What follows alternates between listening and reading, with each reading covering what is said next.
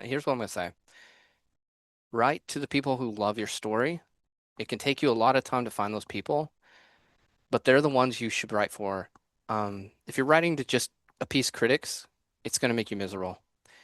And there's always gonna be critics who hate your work or don't like it or just don't like parts of your work and say, "Oh, well, this is wrong because of this. This is bad because of this," and they'll pick it apart. And those aren't your audience. They're not the people that are going to buy the next 10 books. Yeah. They're people who came, they're going to leave a crappy review, they're going to say I didn't like it, and they're going to leave. Don't write for them. Don't even think twice about that. Those aren't the people who love your books. They're not your readers. Don't pay attention to it. Take what little advice you can to learn from it because most of it's going to be pretty empty anyway. It's just somebody that didn't like your genre, didn't like the way you wrote, didn't like the perspective, didn't like the tense, whatever. Yeah. Take it with a grain of salt, but find those people who genuinely love your book Yeah. and get them as betas. Hook into them because they're the ones that are going to buy the next 10 books. They're the ones that are going to love your story. They already love what you wrote. They're going to want more of it.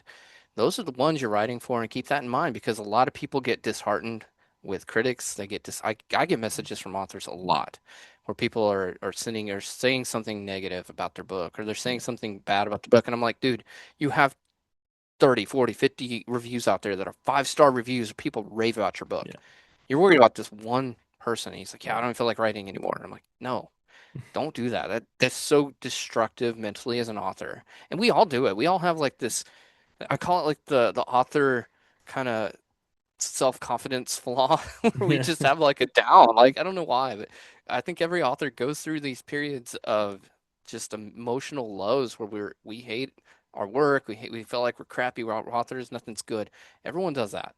Yeah. But when you do get kicked with something crappy, because it does happen, I think to everybody who writes, look at the look at the 98% that's good or whatever it is, 95, whatever it is.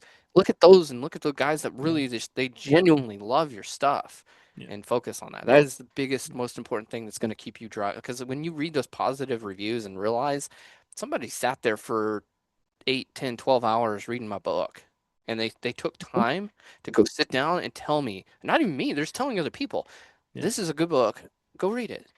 And that really, like, if you think about that, that's a big important thing that happens to an author that I think we overlook, and we focus on Yeah. those little zits that pop up where it's like a tiny blemish on this huge, beautiful face, and we Yeah. got to focus on the rest of the face sometimes. So that's my advice to authors.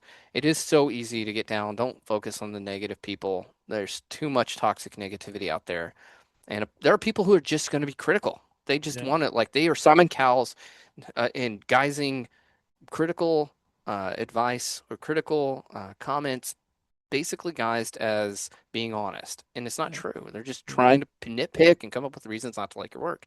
Yeah. That's out there. And a lot of it is out there. And so don't get hung up on it. It's super easy to get hung up on it, but don't do it. It's not worth it.